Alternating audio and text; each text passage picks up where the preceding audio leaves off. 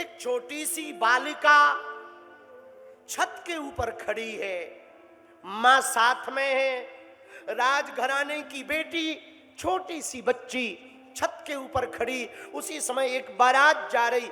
दूल्हा को देख करके वो बच्ची मां से कौतुकवश उत्साहवश पूछती है, मां मां मां ये कौन है? बेटी ये दूल्हा है, फलानी फलानी बिटिया का ब्याह हो रहा, उसका ये बर है। अच्छा मां, तो मां मेरा भी तो कोई बर होगा। हाँ तेरा भी बर है। मां मेरा बर कहाँ है, मुझे मिलाओ ना। बेटी अभी नहीं, बाद में मिला दे। नहीं नहीं मां, मुझको भी ऐसे ही दूल्हा चाहिए, ऐसे ही सजा वजा घोड़े पे बैठा हुआ मेरा दूल्हा बताओ ना।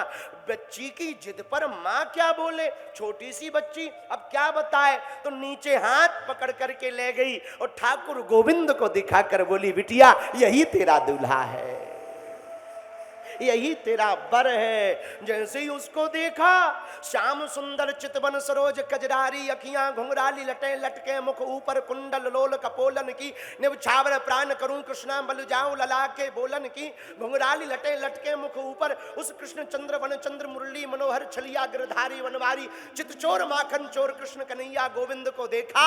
जो रास रचाता नाच नचाता थिरकता है, जो कालिया नाग की तह पर कालिया नाग को हमारे ठाकुर श्री कृष्ण चंद्र जी मात्र एक वंशी की धुन की पग पर बैठ करके भगवान कालिया नाग के फनों पर फन फन फनाते हुए फनों के ऊपर भगवान जो लीला करते, मुरली की अधरों में रख करके बांसुरी के करुण क्रंदन स्वर को निकालते, उस गोविंद की अधरामृत होंठों को देखकर, काली काली कजरारी अखियों को देखकर वो छोटी सी बच्ची बालिका भगवान श्री कृष्ण चंद्र के प्रति इतनी आकर्षित हो जाती कि गोविंद को गोद में लेकर के कह देती, मेरो तो गिरधर गोपाल दूसरो ना कोई, मेरा तो अब गिरधर गोपाल है, दूसरा कोई है ही नहीं। फिर बाद में वो गाती, जाके सिर मोर मुकुट मेरो पति सोई, मेरो तो गिरधर गोपाल।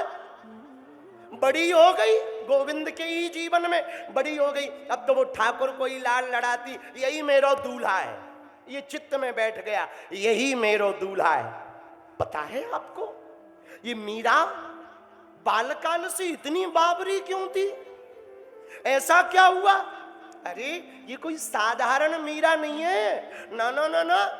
राजस्थान, मेड़ता, नागौर, अजमेर में रहने वाले सनातनियों सुनो, ये तुम्हारी मीरा कोई साधारण नहीं है, कृष्ण के समय की गोपी है, कृष्ण के समय की गोपी है, कृष्ण के समय। द्वापर युग में जब भगवान श्री नंद नंदन यशोदाम नंदन देवकी नंदन बनकर के प्रकट हुए ब्रज में, तब एक घटना हुई, ध्यान से सुनना। मीरा कौन है? भगवान प्रकट भय। एक दिन इंद्र की मति मारी गई।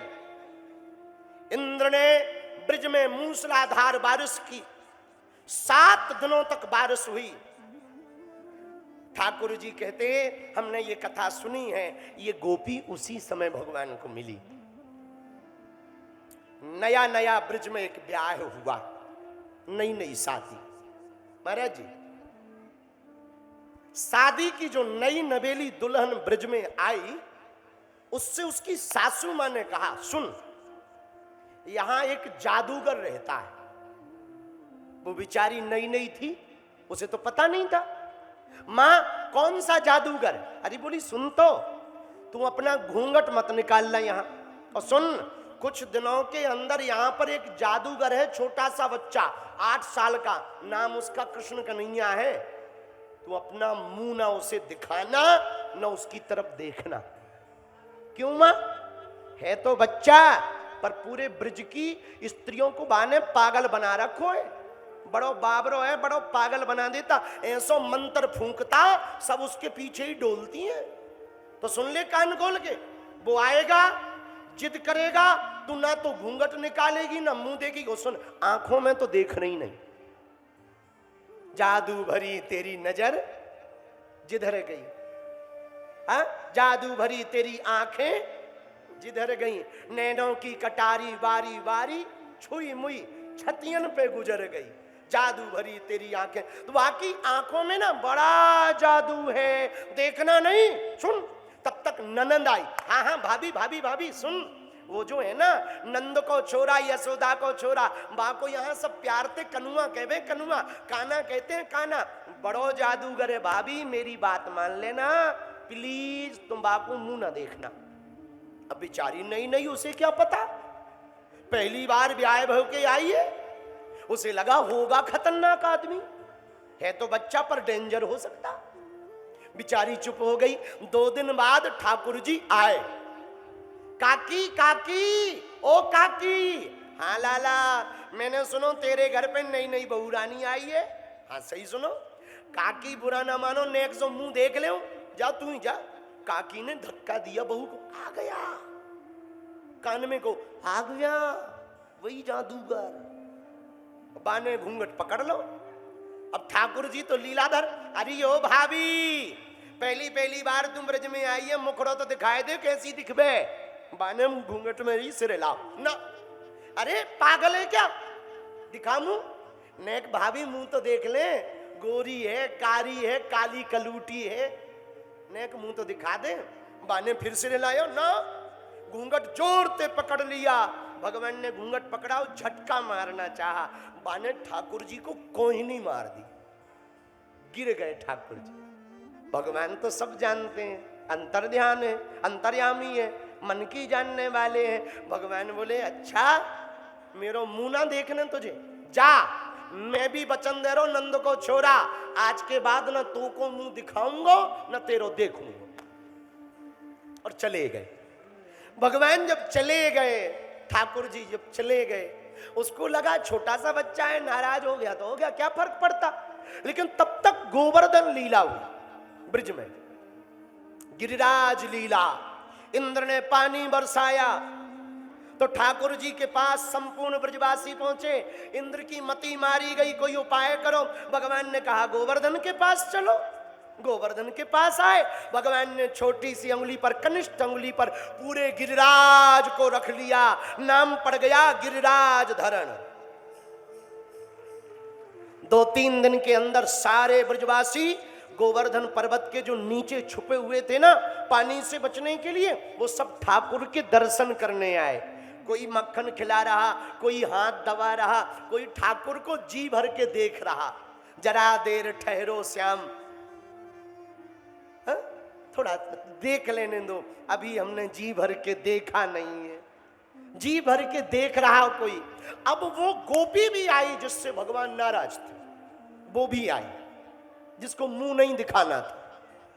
वो आई तो उसने बड़ा सुन रखा कि नन्नो सो छोरे ने, छोटे से बालक ने गोवर्धन पर्वत को धारण कर रखा।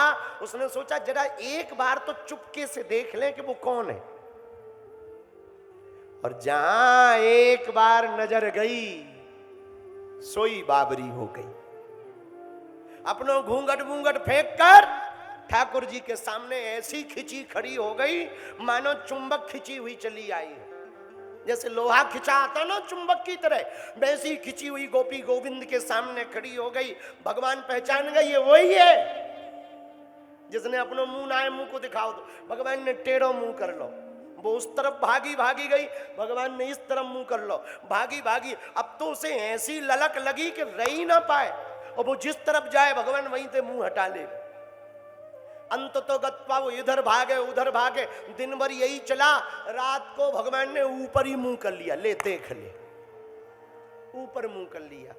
अब वो लगी रोने, आंखों से अश्रुधार बहने लगी, बार बार अपने मन ही मन में कोसने लगी सासू माँ को, और ठाकुर से कहने लगी मेरी भूल ना, मैं पहचान गई, तुम कोई साधारण लाला नहीं हो, जादूगर नहीं हो, ठाकुर हो, ठाकुर, ब्रज के नेता हो, नेता हो, हम पर कृपा करो, हमारी भूल को क्षमा करो। भगवान बोले हम ना क्षमा करेंगे, हमने प्रण लिया तू को अपना मुंह ना दिखाएंगे, सो ना दिखाएंगे। पता है क्या बोले? बोले ना देखते तो ठीक था, अब एक बार देख लिया तो अब जी नहीं मान रहा। पहले ना देखते तो भला था, अब एक बार देख लिया अब दिल मानता ही नहीं है, जी मानता ही नहीं। अब परेशान मत करो, हमारी भूल को क्षमा करो। बेहोश हो जाए फिर उठे, फिर बेहोश हो गए फिर उठे, फिर रोवे। घर वाले पागल तो सासू माँ को गाली बके, चंडालन है। हाँ, उंगली दिखा दिखा, तेरे ही चक्कर में बा को मुखड़ो ना दिख रहो, ठाकुर को, हमारे श्याम सुंदर को लगी रोने। भगवान ने कहा गोपी, इस जन्म में तो हम तुझे अब अपना मुख नहीं दिखाएंगे, हम श्राप देते हैं, तू हमारी तरफ देखेगी, हम दिखाई नहीं पड़ेंगे। सबको कृष्ण दिखाई पड़ रहे, उस गोपी को कृष्ण नहीं दिखाई पड़ रहे। वो रोने लगी, पागल हो गई, 3 दिन तक अखंड रोई। रोते रोते अंत में बोली, ठाकुर तुम कहो तो मैं प्राण त्याग दूं अपने, पर तुम्हारे बिना जी रखा लगता नहीं है, रहा नहीं जाता। भगवान ने कहा गोपी, इस जन्म में तो मैं तुम्हें नहीं मिलूंगा, लेकिन तुम्हें मैं एक वरदान देता हूं, तुम्हें फिर से मुझे देखने के लिए जन्म लेना पड़ेगा, तब मैं तुम्हें मिलूंगा। वही गोपी कलयुग में मेरता में जन्म लेती है, मीरा बनकर प्रकट होती है।